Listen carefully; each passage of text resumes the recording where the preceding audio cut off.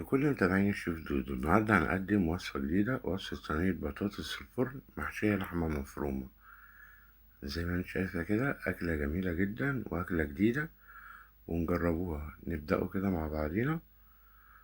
هنجيب 6 بطاطسات، هنقطعهم نصين زي ما انت شايفة كده بالظبط، وهنبتدي نفرغهم بمعلقة بأي حاجة كده. هنفرغ البطاطس اللي جوه البطاطس ده هنستخدمه تاني، مش هيترمى يعني. هنستخدمه في إعداد الحشوة بتاعتنا باللحمة. زي ما انت شايفة كده، هتفرغي البطاطس كده زي ما انت شايفة بالطريقة دي، وهنبتدي ننزل فيهم كده بالصينية بتاعتنا بالترتيب كده جنب بعضيهم. هنجيب بولة، هنحط فيها 3 معالق زيت كبار، ومعلقة كبيرة من البابريكا، ومعلقة ملح صغيرة كده، وهنقلبهم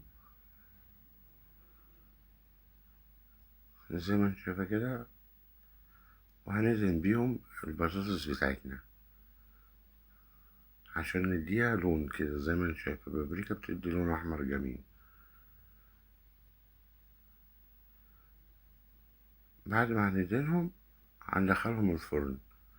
هندخلها لمدة 20 دقيقة على درجة حرارة من 200 ل400 أو 180 في الأفران العادية، بس يكون فرن ساخن محضرة قبليها. هنحضر اللحمة بتاعتنا. هنجيب الحلة، هنحط فيها معلقتين زيت، هننزل ب400 جرام لحمة مفرومة،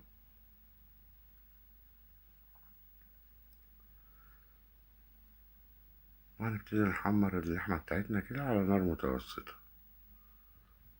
زي ما انت شايفة كده في الطريقة بالظبط. أول ما اللحمة تاخد معانا اللون، هنجيب بصلاية نكون مقطعينها قطع صغيرة، هننزله بيها، هنبتدي نشوحها مع اللحمة بتاعتنا.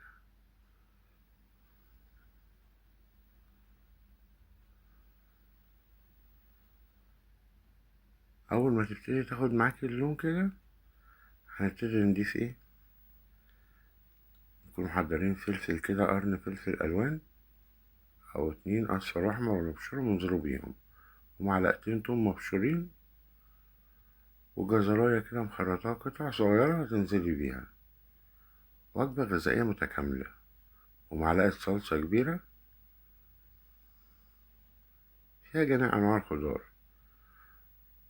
وهنزله ببابريكا وكمون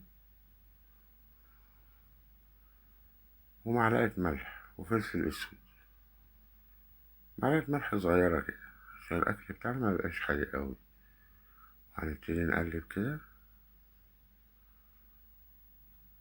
نشوحه كده لغاية ما نحس إن لون الخضار بيتغير معانا. بعد كده هننزل بقى بالبطاطس بتاعتنا، ننزل بكوباية صلصة الأول.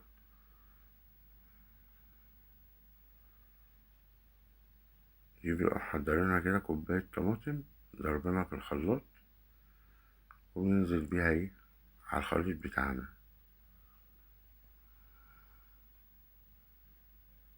ونفضل نقلب كده زي ما انت شايفة، كل ده على نار هادية. بعد كده هنضيف البطاطس بتاعتنا اللي احنا فرغناها. لو عندك كوسية كده مقطعة قطع ضيفيها بردك معاها، تدي طعم لذيذ. فيها كافة العناصر الغذائية. وهنبتدي نقلب كده زي ما انت شايفة،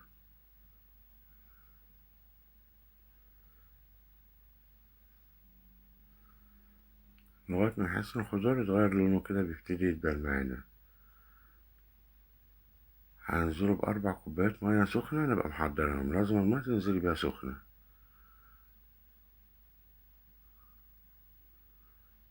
هنقلب كده الخضار بتاعنا باللحمة في المية بتاعتنا، وهنغطي على الحلة، وهنسيبها لمدة 20 دقيقة على نار ايه متوسطة كده. نرجع نطلع البطاطس بتاعتنا من الفرن. بعد ال20 دقيقة هتكون معانا الحشوة بالصوص بالشكل ده كده. هنبتدي نحشي البطاطس بتاعتنا تدريجيا كده، واحدة واحدة. نصفي كده الحشوة سنة سنة معلقة، وننزل بيها في البطاطس.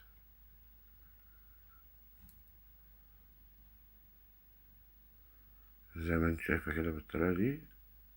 نخلص الحشوة بتاعتنا، لو فوت حطيه تحت في الصينية. هننزله بالصوص بتاعنا، لو في زيادة ننزلي بيها مع الصوص في الصينية تحت، هيدي طعم جميل. زي ما انت شايفة كده. هنفضي الصوص بتاعنا وهندخلها الفرن. هندخلها لمدة 10 دقايق، وبتكون النتيجة كده زي ما انت شايفة، ما أروح. وجبة متكاملة، خضار ولحمة وكل حاجة، وتقدم مع الرز زي ما انت شايفة كده. وبالهنا والشفا، من الوجبات السهلة والبسيطة. بالهنا والشفا.